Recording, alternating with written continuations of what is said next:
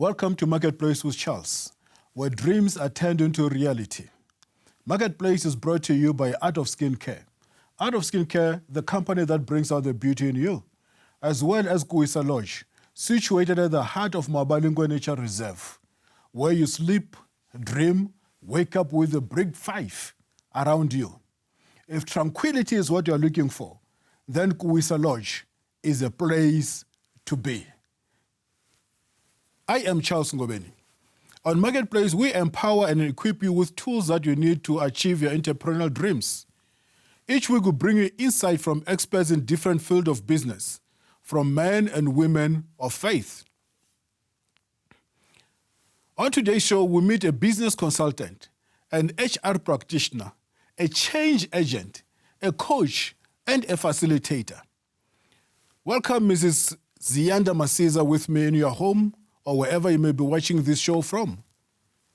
Leadership is a big word not only in business, but in almost every sphere of existence, be it personal, family, politics, or anywhere else. It has been identified that the plight of Africa as a continent is not a scarcity of resources, but a scarcity of leadership, thus making it home for the poorest in the world. Many businesses do not fail because they do not have good products or services to offer, but because of leadership bankruptcy. My guest today will share more light in this, and I hope she's going to help me eradicate this leadership bankruptcy. You know, I've been asked many times to finance many organizations and sponsor many organizations. And I've now taken a stand that I am not going to finance poverty, but I will eradicate it. And that is our goal with this program, to eradicate poverty. And today, we are going to eradicate leadership bankruptcy. Ziyanda, welcome to Marketplace with Charles. Thank you for having me, Charles, and good day to your viewers as well. You have been all over the world. I went through your biography. You are just a book by yourself. Thank you very much. Just for the people who do not know Ziyanda, who is Ziyanda? Right, so my name, as Charles has already said, is Ziyanda Masiza, and I play fundamentally 3 roles. And those roles are I either facilitate, I do leadership coaching, and I also do public speaking as well. But at the core of it, Charles, I'm just a change agent. How do you get time, Ziyanda? Because you are a married woman, and you have got kids. Yes. How do you juggle around this? And still be the best you, because you are a shining star. You are not ordinary. I mean, you look at the people who are struggling to get jobs today, but yet you have got so many jobs, you have got so many heads, you have got so many faces. How do you make it? See, Charles, once I became self-aware, which is a program I did about 5 years ago, self-development program, I understood that the day has a lot of hours. Yeah. In which I can do a lot of stuff. So at the core of knowing who I am, I found my purpose in life. Yeah. And one of which is to change lives. And then I said, what about lives needs changing? And I zoomed into leadership. And I said, let me also add value in terms of how we lead people, and specifically about conscious leadership. So how do I make time? I make the time, Charles. The only way to do it is to do it. So in the 8 hours during the day, I make the time to focus on the things that I'm passionate about. The things that are passionate about. Yes. And that makes a difference. Absolutely. And what is leadership then? So leadership in the 21st century is very different, right? In the 21st century, we don't talk about leadership as a role. We're talking about leadership community, because everyone is a leader in their own right, right? So you either lead yourself, you lead others, or you lead organizations. So therefore, everyone is a leader. And the focus really is in developing transcendent leadership as opposed to strategic leadership. Strategic leadership focuses itself with leaders that are showing authentic and transformational nuances in their behavior. Meanwhile, transcendent leadership is concerned with embedding a culture that encourages and supports consciousness, communication, connection, collaboration, commitment, contribution. So it's much more vast and broad. And can you see, that's why we cannot now say leadership is a role. Leadership is a community of people behaving in a particular way for a specific mandate. But then what makes that to be such a powerful concept in business? It's actually huge, Charles, because the other thing that's happening concurrently with the shift in leadership is the shift in the world of work today, right? Yeah. So, look, we are in the VUCA world. VUCA world means it's volatile, it's uncertain, it's complex, it's ambiguous world of work we work in today. And on top of that, add the fourth industrial revolution. That's another complexity on its own, because in it, there's digitization, there's interconnectivity, and there's visualization, there's artificial intelligence, right? So then the way you look at leadership has shifted completely. Add on top of that, Charles, managing multi-generational teams. So see, approaching leadership only from a transformational or traditional perspective is long gone. Traditional says, do as I say, don't ask me questions. That doesn't work anymore. Yeah. The younger generations are wanting to understand the context within which they operate. Transformational says, be authentic. It doesn't end there. There's more to it than that. Transcendent says, let's connect with one another. Let me get to know who I am, what my vision is, and understand yours, and connect from a genuine, authentic perspective as we lead the organizations today. So see, it's far more powerful than it used to be before, because the context of work has changed. I'm a baby boomer, and I've employed the X generation. How can I please this X generation? How can I lead them? How can I bring out the best in them? First thing you can do as a leader is to keep an open mind. Yeah. And what do I mean by that? So lose the voice of judgment, voice of cynicism, voice of fear of that generation. Open your mind, and open-mindedness is about the growth mindset. So open your mind to how they prefer things done and see how you can capitalize on their strength based on how they prefer things done versus how you used to do things. Because the manner in which you were socialized into leadership has since shifted. So there's a lot for you to learn and catch up with as well. So keep an open mind. That's a growth mindset. But that's not easy. Absolutely. I mean, if you look into these youngsters with all the gadgets that they're having, I am a rigid person. I work 8 to 5, and I want them to come to work 8 to 5. But they want to come to work on their own time and knock off at their own time, and yet they are more productive than myself, who works 8 to 5. Yeah. It can be easy. Yeah.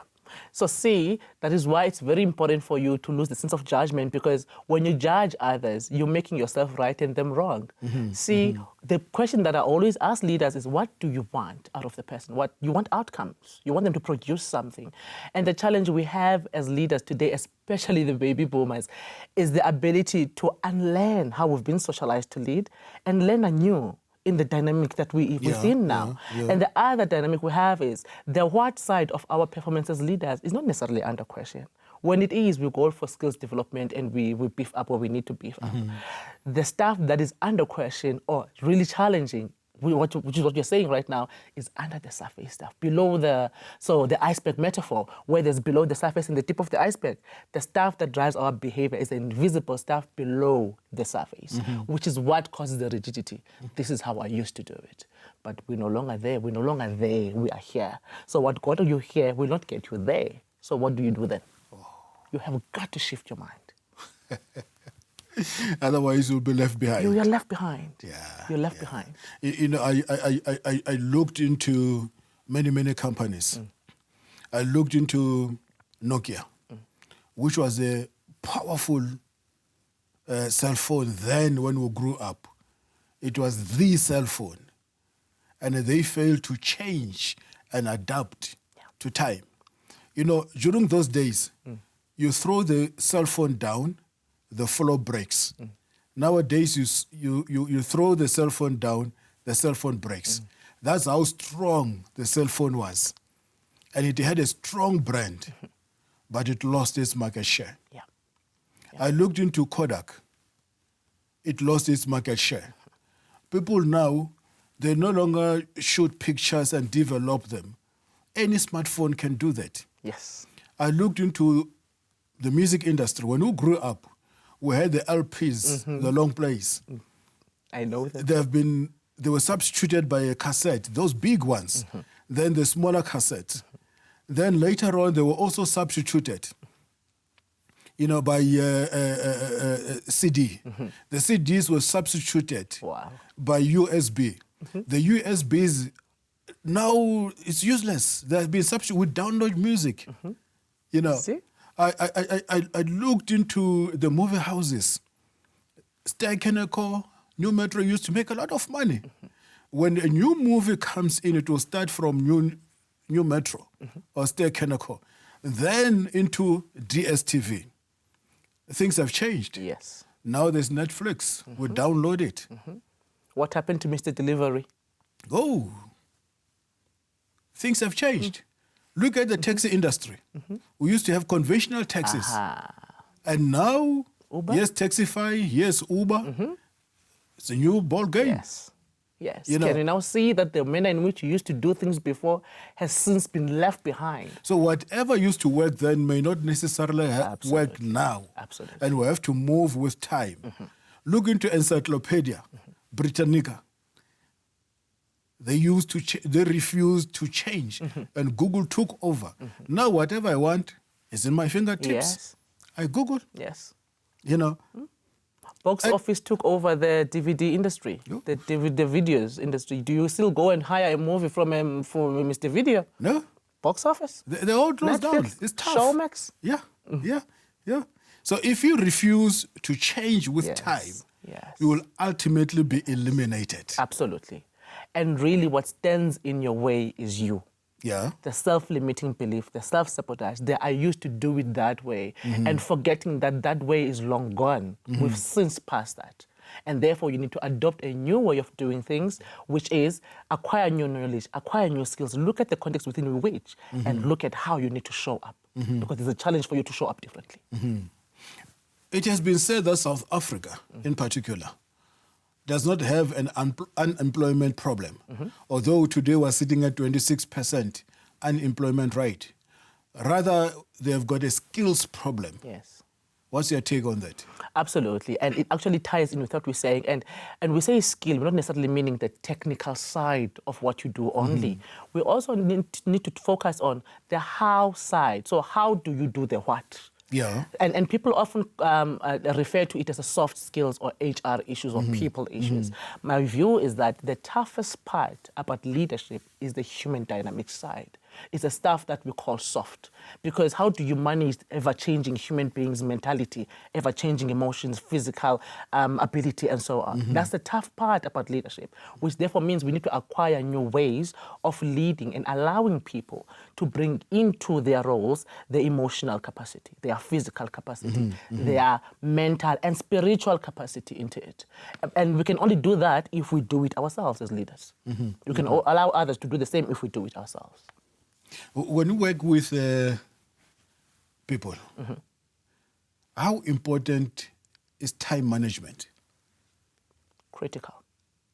But then, how do we look at time management is another question. So what is time management to you? Is it someone sitting on the desk at 8 o'clock and not leaving that desk until 5 o'clock? What is it? Is it about how much they need to output and give to you at a particular point in time for you to make your tactical or strategic decisions? What is it? Time management. But it's critical because for every task you do, there's a timeline.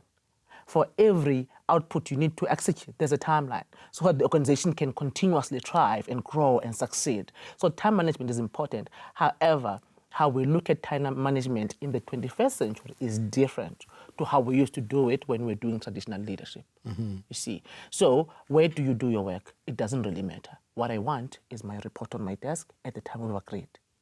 So isn't that time management? It is. So it's going to depend again. How do you look at it? What is time management to you as a leader? Someone once said, if you can't manage time, you can't manage money. Because we all have got 24 hours in a day. Yet you have got people who are so successful and you have got other people who are not so successful. Yes. And look, to add on to that, in order for you to know how to manage time, you got to know yourself. So I'll tell you about me. The best time for me to work is between 4 a.m. and 10 a.m. that's where I am very productive because I know my brain power, I know my physical alertness. Beyond that point, I must do stuff that is mostly administrative or that is one-on-one conversations with leaders because I know I then drop, my intellectual capacity drops, my physical ability drops. So you gotta know yourself again so you can manage your abilities and capabilities as you do your work. Again, you see, time is elusive. Things are ambiguous and they're very complex. Can we go back to the fourth industrial revolution? Yes. I want you to explain it to me in a layman's time. What is that?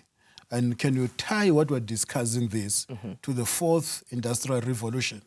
Because, I mean, I look into, you listen to the news, you watch people debating in parliament, everybody talks about the fourth industrial revolution, and at the end they talk about the emails, you know.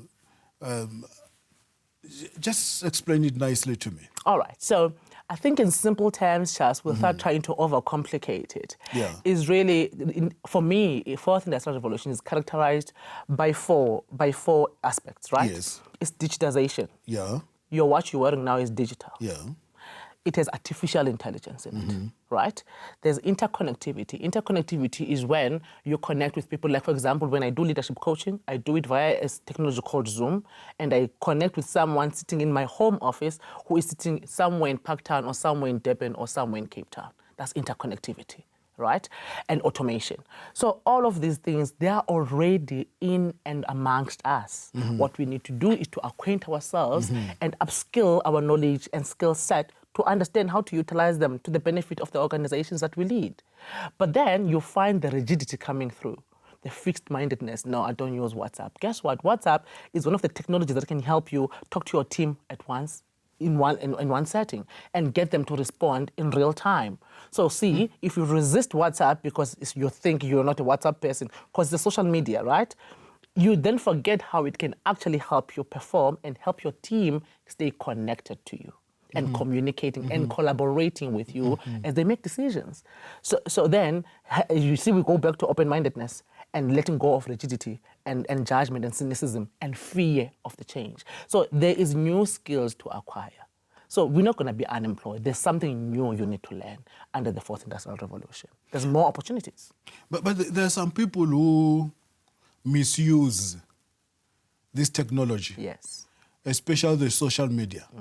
If you go into Facebook, majority of the people that you see on Facebook, they'll show you behind and bend a little bit.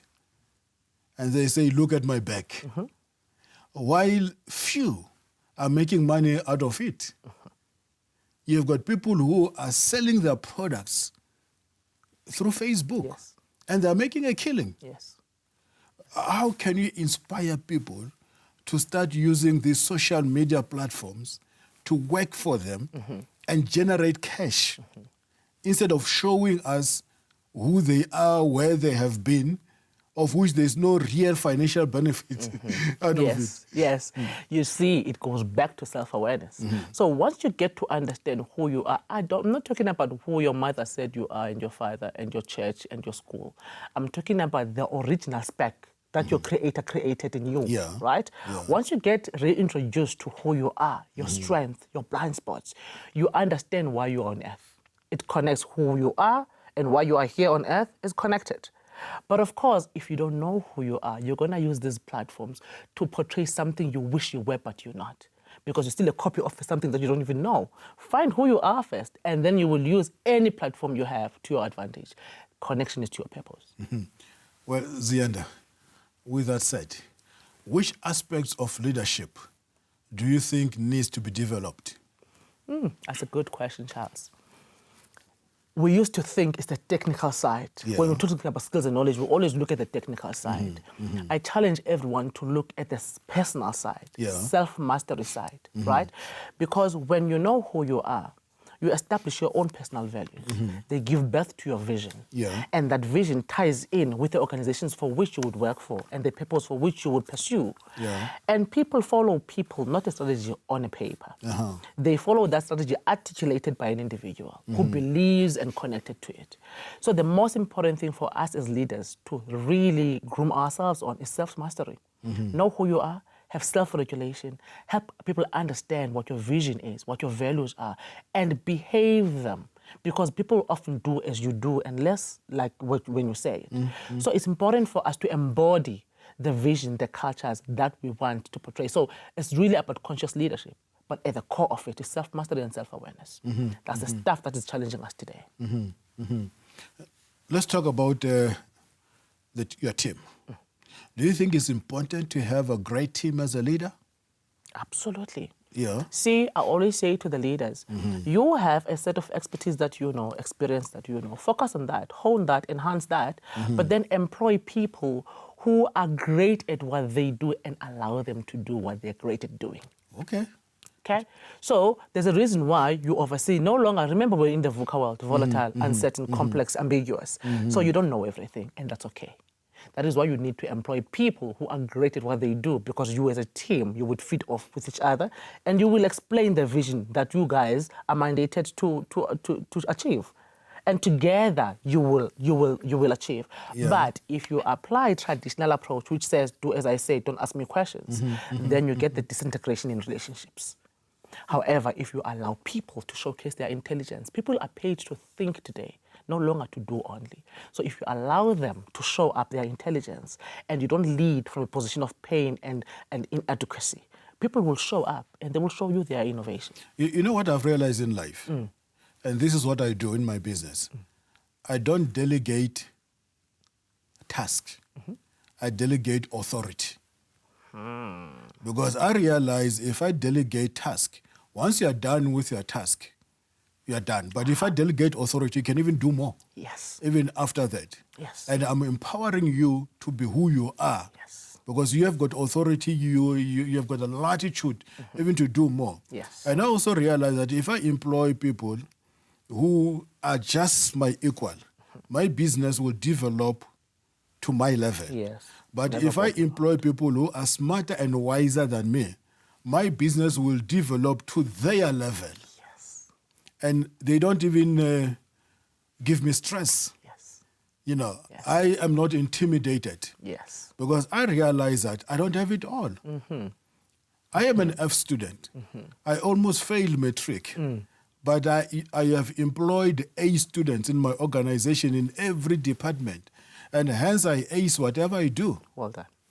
That's really what we're teaching leaders, because look, this thing of feeling intimidated when people are showing their intelligence and really performing at their peak speaks to the under the surface stuff we spoke about. So at the subconscious mind, you must be believing that you're not good enough. That's why you are feeling intimidated by someone else. You must be feeling that you're not worthy. That's why you are projecting that unworthiness to someone else. The best thing to do is to rewire your subconscious mind, rethink the manner in which you show up, the manner in which you do things, and adopt a new way, which is exactly what you've done. And open-mindedness into how you lead and bringing others along and heightening or showcasing their intelligence as well, because everyone has their own native intelligence. Yeah. And we need to capitalize on that because people want to feel utilized. Utilize them. And we need to value them.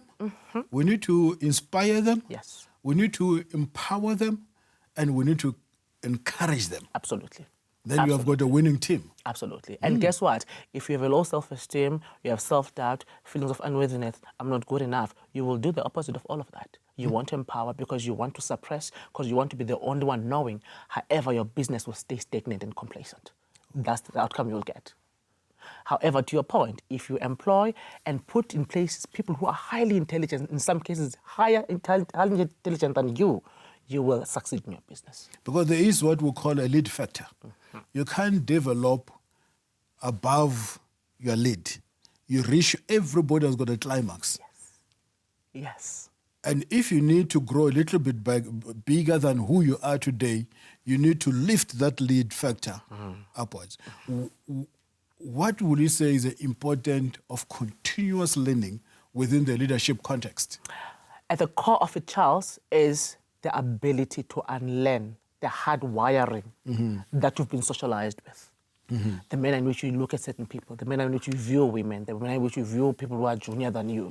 The sooner you stop thinking, because a lot of leaders are wanting to lead like they were led, but the person who led you in a particular era. That era is no longer here.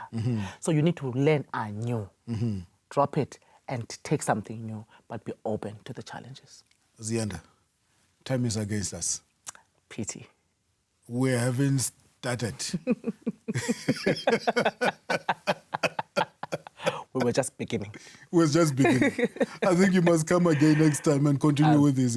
Because there's a lot. I can see you're heavily loaded. If people want to get hold of you, they need to get help and follow you. How do they do that? Firstly, thank you for having me, and thank you to the viewers for watching. You can get hold of us at www.ziyandam.co.za or at info@ziyandam.co.za. And I am Charles Ngobeni, signing off on Marketplace with Charles. You can get hold of me on Instagram, Charles_Ngobeni, or you can go on Facebook and like my page. I would like to communicate and hear from you.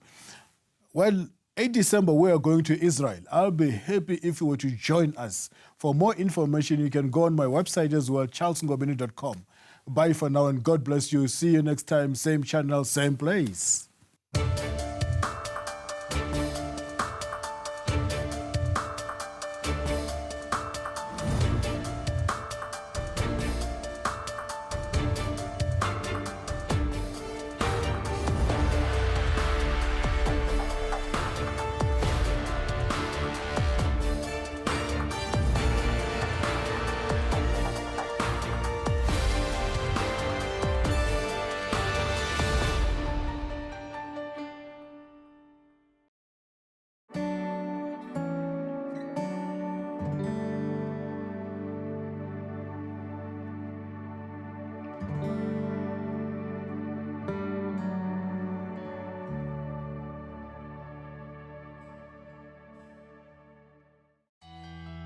Join Marketplace with Charles on an 11-day tour of the Holy Land from the 8th of December 2019.